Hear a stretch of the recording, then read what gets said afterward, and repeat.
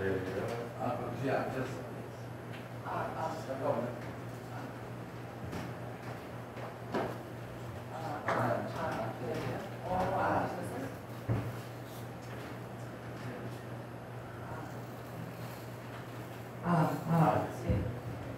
네, 반갑습니다. 저는 김충석 목사이고요.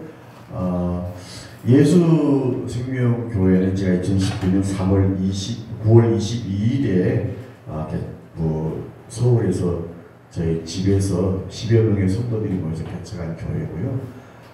코로나 이후와 또 제가 사건이 있어서 감옥에 갔다 온 사건이 있었습니다. 그러다 보니까 교회를 하지 못하고 있다가 작년부터 우리 박학수 전사님이 출석하고 있는 동강교회에 한 1년을 다니다가 올해 5월에 등록을 했습니다. 그쪽 교회에 등록을 하고 예수생명교회는 제가 예전에 그 기도원에서 저기 송수반석교회 아마 보낸 그것 때문에 이렇게 한 것 같고요. 기도하겠습니다. 고마우신 아버지 하나님, 이 마지막 세대에 하나님께서 한 사람 한 사람 불러주셔서 기도의 용사로 우리들을 이곳에 모이게 하신 줄 믿습니다. 아버지 하나님, 세상은 각박하고 사람들은 더욱더 무정하고 참소하며 서로가 서로에게 대하여 손가락질을 하며 등을 돌리고 있는 이때 우리는 어쩔 수 없이 예수 그리스도를 믿음으로 말미암아 하나님의 저는 이 예배당에 모여서 이 마지막 세대에 다시 오실 우리 주님 앞에 거룩한 자로 살아남기 위하여 이렇게 기도하며 나아가고 있음에 감사합니다. 우리의 기도가 이곳에서 머무는 것이 아니라 모이면 기도하고 흩어지면 전도하여 생명의 끝자락까지 아버지 하나님 저 땅끝까지 복음을 전하는 복음의 일꾼들로 변화될 수 있도록 이 시간 은혜 베풀어 주시옵소서. 아버지 하나님, 많이 힘들고 지치고 그리고 아버지 하나님 고단한 것 같지만 그럼에도 불구하고 하늘로부터 내려오는 신령한 지혜와 능력을 받는다면, 성령님의 그 권능을 받는다면 우리가 땅끝까지 달려갈 수 있음을 선포합니다. 오늘 말씀 전할 때 주님께서 친히 말씀하여 주시고 사람의 소리, 사람의 생각 다 집어치우게 하시고 예수 그리스도께서 함께 하시는 은혜의 시간 될 수 있도록 주님 축복하여 주시옵소서. 예배를 방해하는 모든 것들은 예수 그리스도의 이름으로 결박하여 추방시켜 주시옵소서. 감사하며 예수님 이름으로 축복하며 기도드렸습니다. 아멘. 반갑습니다. 저는 페이스북에서 우리 주요한 목사님께서 예배 드리시는 모습을 많이 뵙고 또 좋아요도 누르고 아멘도 하고 했는데 정말 우리 하나님은 정말 한치의 착오도 없으신 것 같아요. 만나야 될 사람들 꼭 만나게 하시고 믿음 안에서 우리가 협력해야 될 사람들, 우리가 무엇을 이 시대에 놓치지 말고 함께 나눠야 될지를 말씀하시고 싶으실 때는 그들을 반드시 보내주시고 만나게 하시고 그 현상들을 우리가 체험할 수 있도록 인도하시는 줄로 믿습니다. 오늘 제가 여러분들께 나누고자 하는 이 믿음에 대한 말씀이에요. 여러분들 다 아시는 말씀입니다. 믿음이 없이는 하나님을 기쁘시게 할 수 없다고 성경은 가르치고 있습니다. 11장 1절의 말씀, 믿음은 바라는 것들의 실상이요 보이지 않는 것들의 증거다, 이런 말씀을 합니다. 이승만 대통령님께서 이 대한민국을 건국하실 때에 오늘날의 대한민국이 이만큼 발전할 수 있다는 것을 보셨을까요? 보셨을까요? 못 보셨어요. 그분도. 하나님이 어떻게 이 대한민국을 70년이라는 세월을 오늘 이렇게 멋지고 이렇게 부강한 나라로 만들어 주실지 그분은 알 수가 없었습니다. 그럼에도 불구하고 우리 이승만 대통령님은 건국 헌장에서부터 시작하여서 첫 국회에서부터 기도로 시작하며 대한민국의 건국을 위해서, 대한민국의 미래를 위해서 적과 통일을 당하지 않도록 헌법의 한 구절 한 구절에 성경 말씀을 쏟아붓고 기도하시면서 대한민국을 건국해 주셨습니다. 이것이 바로 믿음인 거예요. 믿음으로 그는 내가 바라는 모든 것들이 이루어질 수 있다는 그 확신을 가지고 이승만 대통령이 기도했던 것처럼 우리 성경의 선진들이 이미 이 믿음을 가지고 기도해야 되는 사실을 우리가 발견할 수 있습니다. 자, 오늘 히브리서 11장 1절에서 16절까지 말씀은 저의 삶과 여러분들의 삶 가운데 가장 중요한 말씀이 아닐까 생각합니다.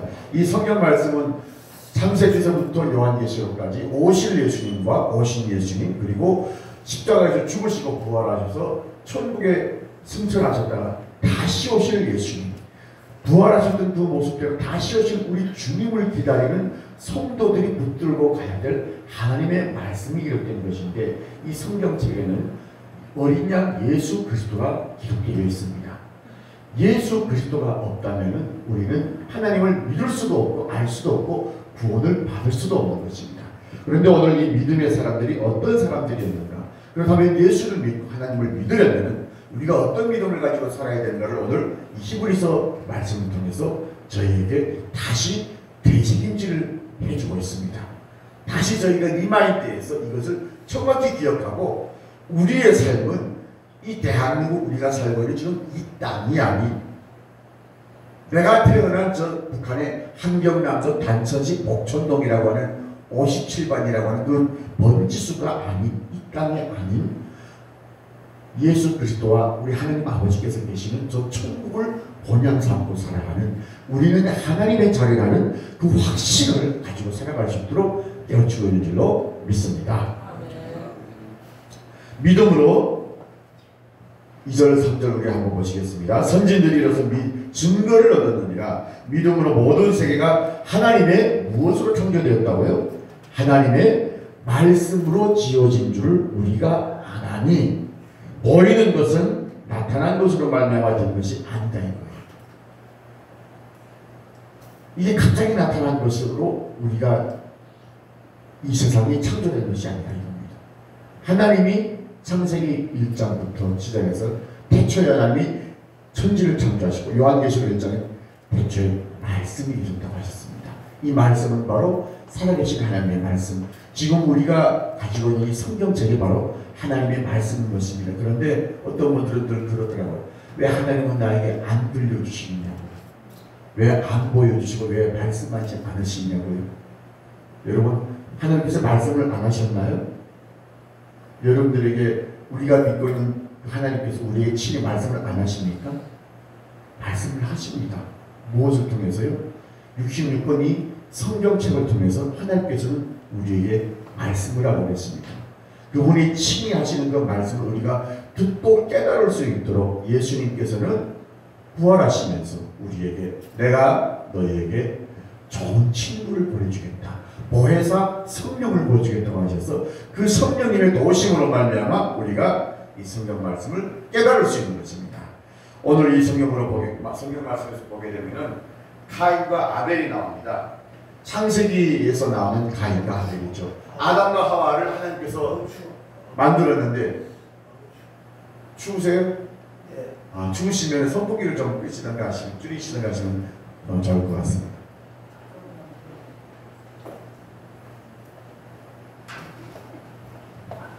네. 아유, 감사합니다. 이렇게 또 밖에서는 35도 지글지글 끓어가지고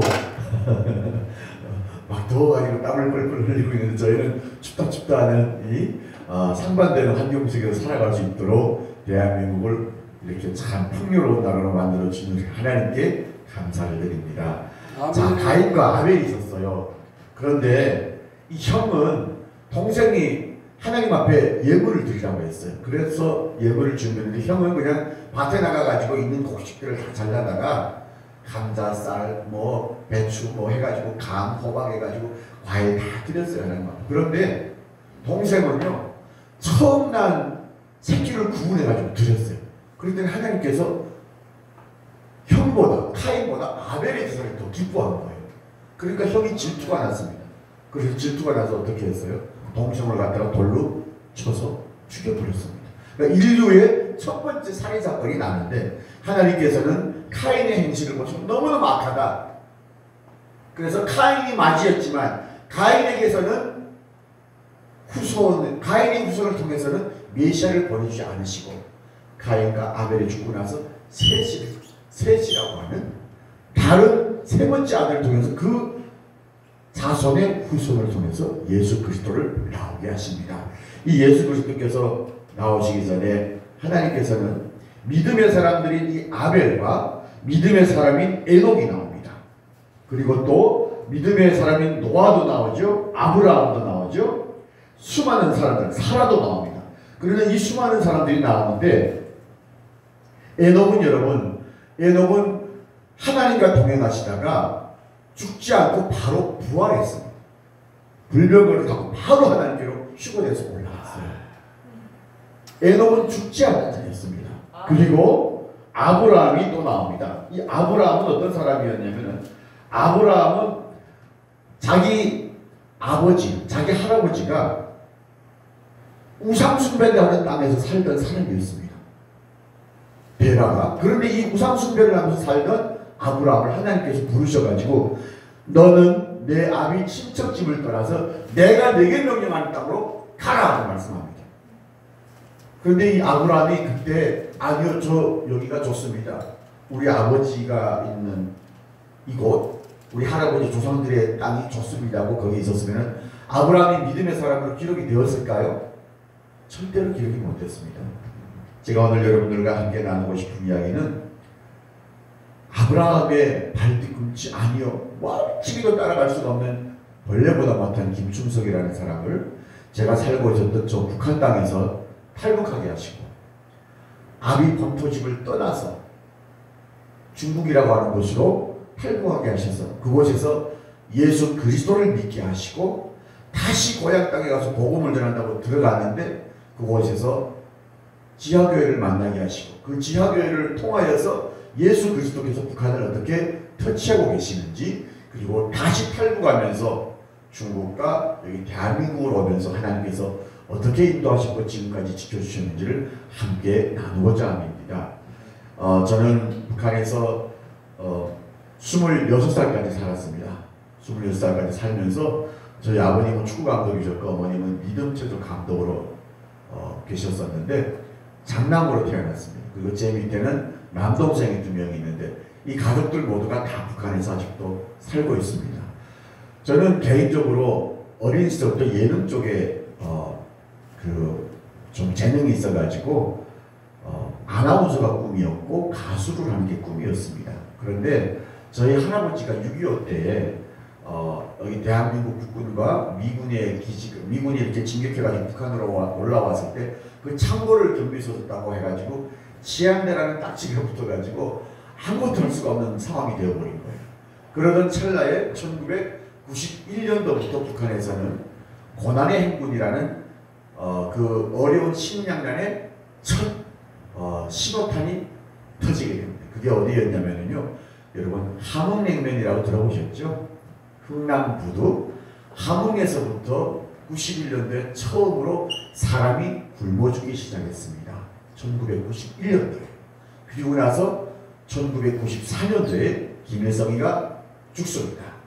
김일성이가 죽고 나서부터 고난의 행군이라는 어마무시한 이제 자연재해가 덮치고 인재까지 덮치는데, 이 김일성이가 죽고 나면서 왜 북한에 이렇게 수많은 사람들이 죽게 되었는가? 김일성이가 죽었으면 창세기에 보시게 되면은 하나님은 저희에게 너희는 흙이니 죽으면 어디로 가라 했어요? 흙으로 돌아갈지어다 말씀드렸습니다.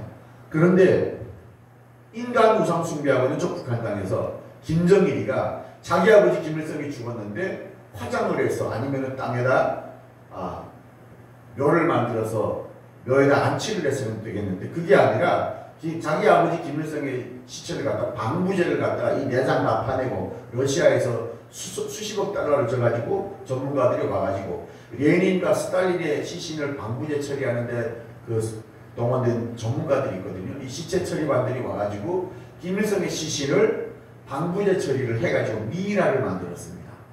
그래가지고 김일성이가 업무를 보던 금수산 태양궁전에다가 금수산 의사당에다가 금수산 태양궁전이라는 신당을 차려놓게 됩니다. 거기에 김일성의 시신을 떡하니 가져다 놓는 거예요. 살아서도 태양이었는데 이놈은 죽어서도 태양질을 한 겁니다. 하나님께서 제일 싫어한 것이 뭐였어요? 이스라엘 민족에게 애굽에서 이스라엘 민족이 살 때 하나님께서 제일 싫어했던 것이 바알신이었잖아요. 태양신, 아세라, 음란의 신.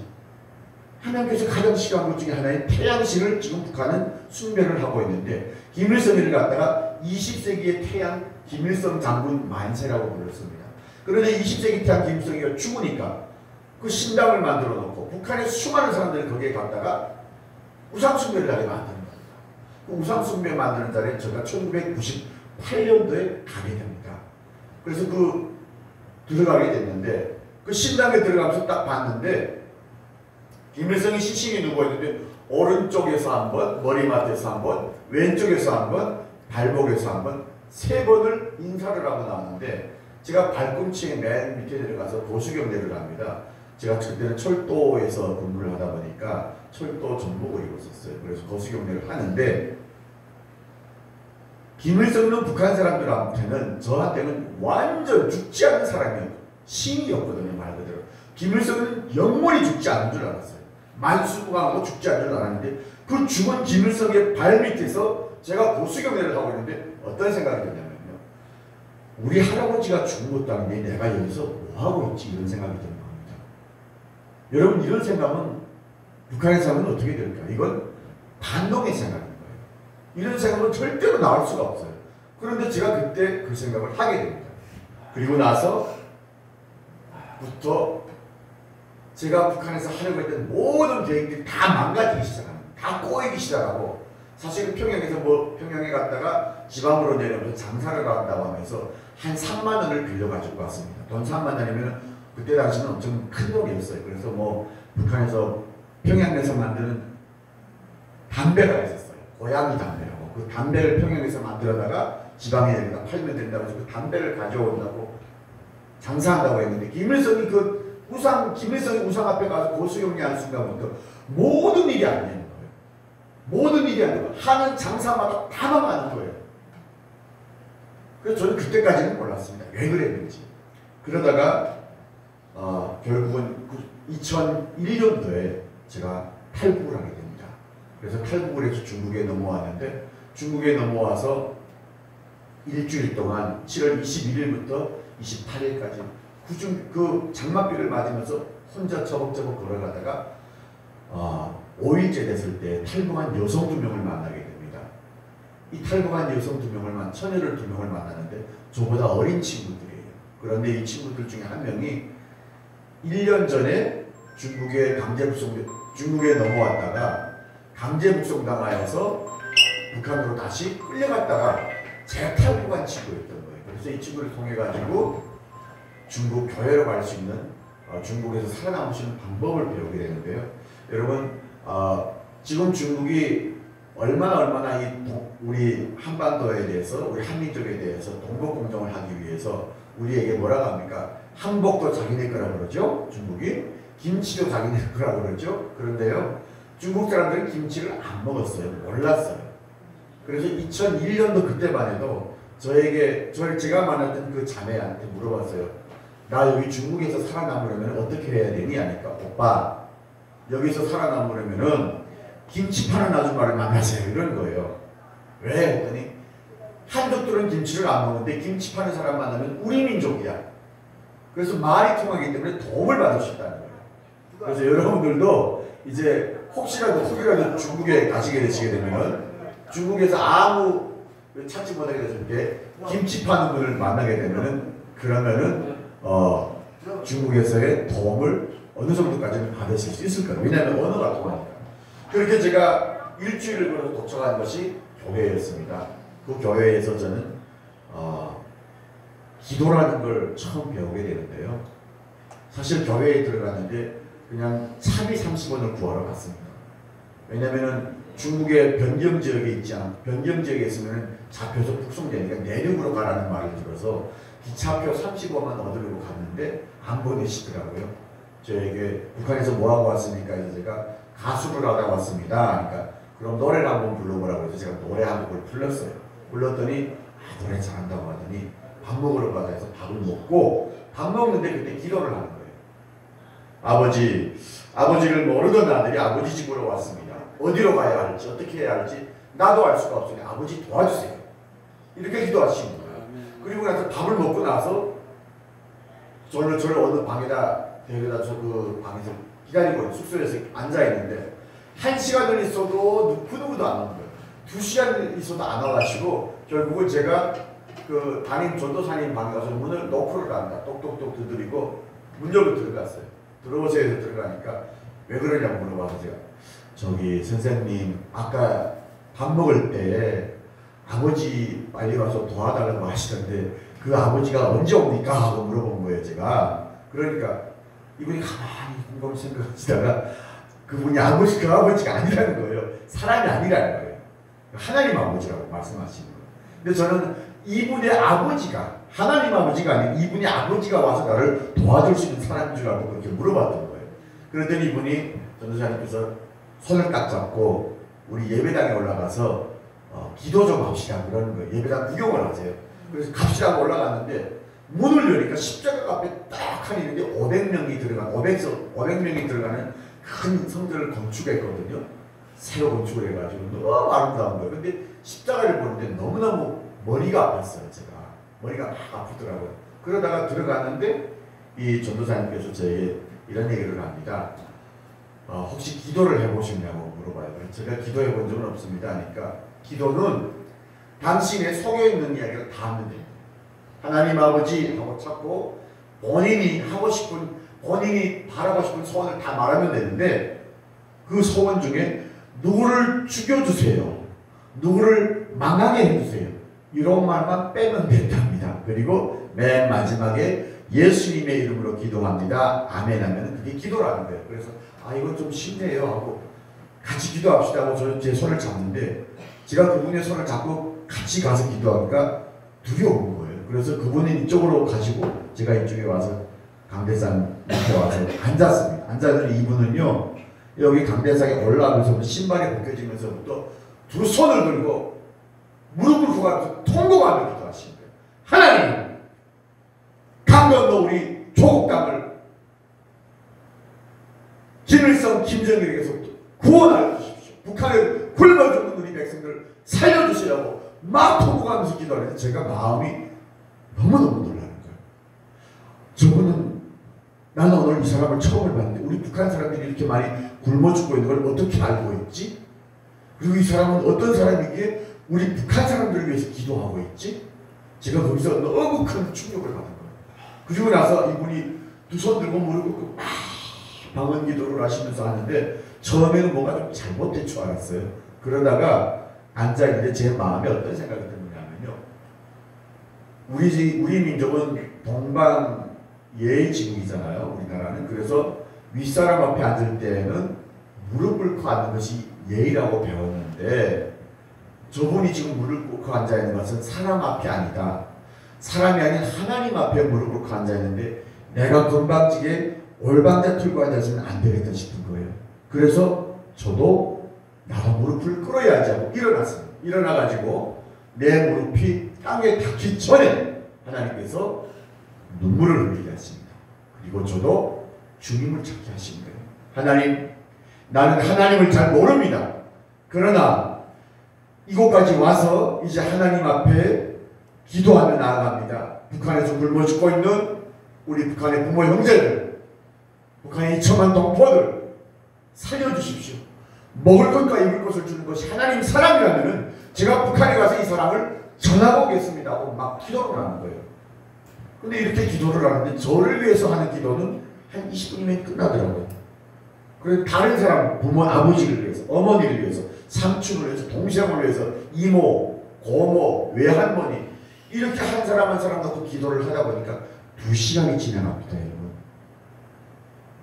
우리가 하는 기도가요. 나의 기도로 머물면은 1시간밖에 못 갑니다. 그렇지만 우리의 기도의 지경이 넓어지고 내가 아닌 우리 민족을 넘어서 열방을 향해서 기도하시게 되면은 24시간 기도에도 모자라는 기도의 용사들로 변화시킬 줄로 믿습니다. 아멘. 우리 하나님께서 그렇게 기도를 하시게 하셨는데 아멘. 그리고 나서 제가 마지막에 김정일이를 죽이고 이런 말은 하지 말라고 했으니 용서해 주십시오. 그냥 이렇게만 말했어요. 그리고 나서 예수님의 이름으로 기도합니다. 아멘 하고 있는데요.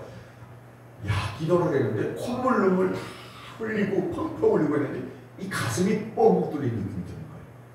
그리고 너무너무 제가 일주일 동안 겪었던 그 모든 걱정이 무거운 짐이 다 벗겨진 느낌이 들어서 그때 아멘하고 뒤를 돌아가 봤는데 우리 전도사님이 그 교회 전도사님께서 이렇게 하고 저를 보시는 거예요. 보시더니 형제님 교회 언제부터 다니셨습니까? 이러는 거예요. 그래서 제가 저는 오늘 교회 처음 왔습니다. 그러니까 처음 온 사람이 아니래요.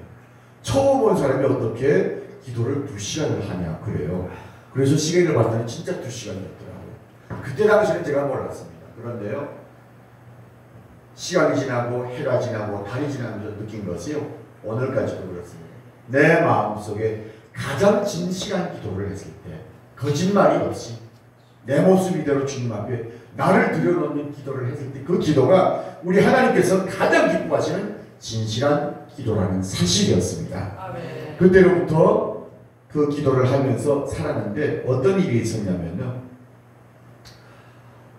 8월 1일부터 8월 31일까지 동북 삼성에 있는 조선족 학생들을 중고등부의 조선족 학생들을 모아가지고 음악학교를 했습니다. 각 교회 중고등부 학생들이 와가지고 피아노, 그 다음에 드럼, 베이스 기타, 엘트 기타, 성악 이걸 합창 성가대 이거 배우는 음악학교를 했는데 선생님을 2사람을 보내달라고 이 교회에서 노회에다 요청을 했습니다. 근데 노회에서 한 명밖에 안 보내줬어요.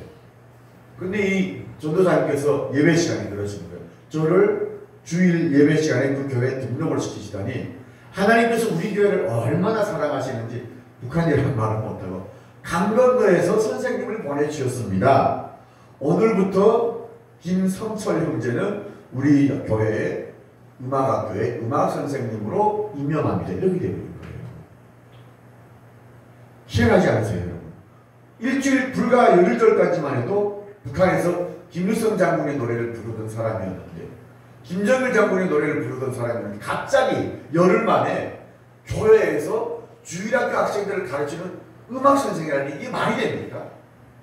사람의 생각으로는 할 수 없는 일인 거예요. 그 임명을 하고 나니까 그날부터 제가 저는 발등에 불이 떨어진 거예요. 왜냐하면 중국어도 모르죠. 중국 노래도 모르죠. 이게 중국 사람들한테 제가 뭘 배워줄 수가 있겠어요. 그렇다고 제가 성경을 합니까? 성경도 모르죠. 야, 이거 큰일 난 거예요. 그래서 하나님 기도하는 건 배웠으니까 예배당에 올라가서 밤에 앉아 기도하고 하나님 밤 9시에 예배당 저 어떻게 하면 좋습니까? 내일부터 음악학교 학생들 가르치라는데 저 어떻게 하면 좋습니까? 막 이러고 있는데 새벽 예배를 한다는 거예요. 새벽 예배 5시면 새벽 예배를 합니다. 그래서 그러면 저 새벽 예배 꼭 참가해야지 하고 거기서 기도를 드리고 원당에서 기도를 드리고 새벽 예배하는 공간으로 새벽에 5시에 4시에 내려갔습니다. 내려갔더니 성가대 반주하시는 분이 오셔가지고 찬송가를 치는 거예요. 나 같은 죄인 살리신 405장 찬송을 부르시는 거예요. 그러면서 성가대가 서가지고 새벽 예배 나 같은 죄인 살리신 주내 놀라와 잃었던 생명 찾았고 광명을 얻었네 이 찬송을 부르는데 그 찬송을 배워가지고 나서 아침밥도 안 먹습니다. 그 찬송을 2시간 동안 예배 끝나는데 7시부터 9시까지 2시간 동안 그 예배당에서 그걸 제가 치고 있는 거예요. 그래서 405장을 배워가지고 그날 아이들한테 첫 강의로 배워준 게 405장 찬송가를 배워줍니다. 저는 배워주면서도 놀라운 거예요. 하나님, 아니 나는 하나님의 한자도 모르는 사람인데 어떻게 제가 여기에서 이런 찬송가를 배워줄 수가 있습니까? 이 아이들도 자연스럽게 찬송가는 우리 한민족이니까 우리 한국어 하잖아요.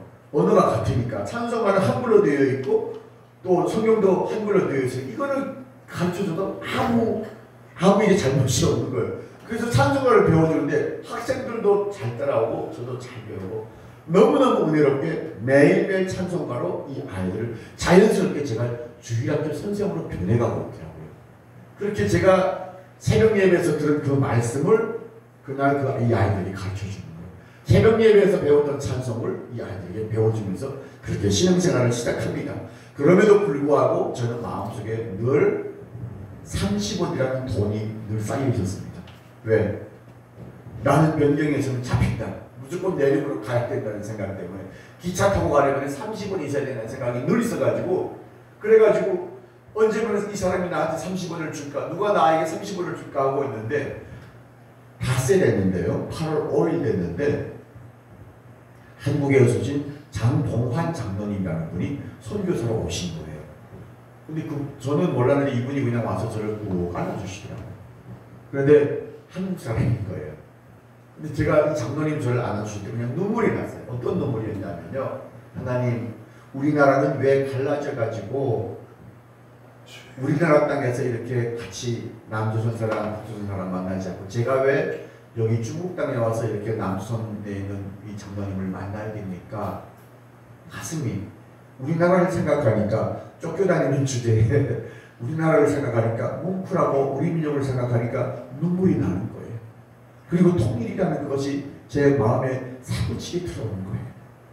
이 장로님께서 저를 꼭 안아주시고 성경 말씀 잘 보고 찬송을 잘 읽고 하나님 앞에 헌신해라, 교회에서 잘 순종해라 이렇게 하고 가시면서 저에게 택시 타시면서 손에다 뭘 쥐어주시고 가셨어요. 근데 이게 손에다 딱 쥐어주고 가셨는데 이게 손에 감각이 있잖아요, 여러분. 그냥 종이를 쥐었을 때랑 돈을 쥐었을 때랑 감각이 틀려가지고 딱 집어주시고 이거 펼치지 말고 남이 없는 데 가서 봐 이러는 거예요. 그러니까 장로님이 가시니까 한국분이 왔다 가시니까 권사님들도 나오고 교회 집사님들 나와가지고 다 배웅해 주는데 돈 이거 있어 안 되니까 딴 데 가서 펼쳐보라고 그러시더라고요. 그래서 그냥 주머니에다 넣고 장로님 간 다음에 이걸 어디 가서 펼쳐볼 때가 없는 거예요. 교회니까. 그래서 화장실에 들어갔어요. 교회 화장실에 들어가가지고 문 닫고 문 걸고 이게 뭐지 하고 딱 펼쳐봤는데 여러분 제가 하나님 앞에 얼마를 구했었습니까? 30원 구했잖아요. 제가 딱 펼쳤는데 얼마가 있었게요? 하나님이요 10배로 주시더라고요. 그래서 300원이 있는 거예요. 저는 30원을 30원 천행으로 30원 하나님이 300원을 떡하니 주셨어요. 근데 제가 그 300원을 딱 봤는데 300원을 가지고 원당으로 제가 올라가고 있는 거예요. 원당으로 올라가가지고 이 강대생한테 와서 기도하러 갑니다. 제가. 그리고 그 300원을 앞에다 놓고 이런 기도를 합니다. 하나님, 이 돈이 이 300원이 제 생명을 살려주지 못하는 걸 이제 알았어요. 하나님이 나를 살려주셔야 내가 사는 걸 압니다. 이제 알았습니다, 주님. 나 하나님 앞에 저를 드릴게요. 그때 제가 이런 기도를 합니다. 그리고 그 300원을 11조 감사금이라는 그 봉투가 두 개 있는데 11조는 도대체 배운 적이 없으니까 뭐가 뭔지 모르겠고 감사금은 북한에서도 애국미로 그 헌납하고 애국미를 바치는 그런 운동이 있어서 그래서 감사하는 돈이구나 하는 걸 알았어요. 그래가지고 거기에다 300원을 다 넣었습니다. 넣고 하나님 이 300원 뿐만 아니라 저도 주님 앞에 올려드립니다. 돈으로 제가 살 수 있는 것이 아닌 알고 있습니다. 깨달았습니다 하고 거기다 적어서 넣었어요. 넣고 나서 그 다음 날부터 너무너무 기쁜 거예요. 300원이 아니야. 돈이 아니야. 나는 하나님 앞에 헌신만 하면 돼. 내가 하나님 앞에 헌신하면 하나님은 반드시 나의 모든 것을 채워주시고 공급하시고 이 세상에 그 누구도 가지지 못한 천국의 보화를 나에게 주신다는 확신을 주셨어요. 그래서 그때부터 또 하는데요. 이게 그 뭐죠? 잘못 배우게 되면은요 과오를 범할 수밖에 없어요. 우리가 성경도 그렇습니다. 말씀도 창세기부터 요한계시록까지 제대로 한 장 한 장 따져가면서 배워야지. 뭐 요한계시록 중에 14만 3천을 갖다가 폭 집어내면은 신천지가 되고 구원에 대해서 폭 집어내면 구원파가 되고 막 이렇게 돼버리는 거예요. 근데 제가 그때는 성경에 대해서 처음부터 체계적으로 배우지 못했으니까 300원을 바쳤잖아요. 그리고 나서 한 열흘 동안 또 신청의 아이들을 가르칩니다. 그런데 8월 15일 되니까 2001년 8월 15일에 한국에서 글로리아 권사 찬양단이 왔어요. 왜냐하면 8월 15일에 입당 예배를 드렸습니다. 성전을. 그래가지고 막 공연하고 막 그 성가대는 성가대대로 준비하고 막 찬양팀 그 워십팀 다 하는데 글로리아 찬양단이 딱 와서 워십 그 찬양을 하고 1시간을 했거든요. 권사님들이 오셔가지고. 그리고 나서 16일 날 됐는데 16일 날에 또 저는 또 일과가 반복되니까 아이들을 음악 공부를 가르쳐야 되잖아요. 제가 이렇게 앞에서 가르치고 있고 아이들이 다 앉아있는데 아니 중창단 그 권사님들이 들어와가지고 애들 옆에 쭉 앉으시는 거예요. 앉으시더니 같이 제가 가르치는 음악 교육을 받으시는 거예요. 그런데 제가 이 아이들에게 가르쳤던 음악 교육의 방법은 북한식이었어요. 도레미, 한국은 도레미 파잖아요. 근데 도레미 화예요. 도레미 화 솔라시도 하면서 지금 애들한테 악보를 배워주면서 발성도 배워주고 있는, 제가 배워주는 창법을 그대로 또 따라 하시는 거예요. 야, 목소리는 뒤로 돌려가지고 이렇게 내야 돼 하는데 그걸 따라 하시더라고요. 그리고 나서 제 강의가 40분 다 끝나고 쉬는 시간에 돼서 나가는데요. 이분들이 오셔가지고 한 분 오시는 저를 안아요. 안더니 우시는 분도 계시고 등도 들어주시는 분도 계시고, 제가 그때 어떤 위로를 받았냐면요. 아, 하나님이 나를 참 많이 사랑하시는구나. 아멘. 그리고 어머니를 만난 것 같았어요. 누나를 만난 것 같았어요. 정말 우리나라는 빨리 하나가 되어야 되겠구나. 저는 그냥 그 마음에 통일이라는 그게 사무쳐 있었어요. 지금도 그런 것 같아요. 그런데 이분들이 저를 안고 가면서 이쪽 주머니에다가 손을 쑥 넣고 가고, 또 이따가 바지 주머니에다 손을 쑥 넣고 가고, 이렇게 막 뭘 자꾸 손을 넣었다 빼고 한 20명이 그러고 나갔었어요. 나가신 다음에 이분들이 출발해서 버스 타고 다 갔거든요. 그리고 나서 제가 주머니에다 손을 넣어보더니 또 뭐가 있어요. 여러분, 제가 앞전에 얼마를 넣었어요? 하나님 앞에 300원인가 제 목숨은 하나님 겁니다 그랬잖아요. 그런데 화장실에 또 가서 공기가 이게 뭔지 알아 열어봤더니요 1,500원을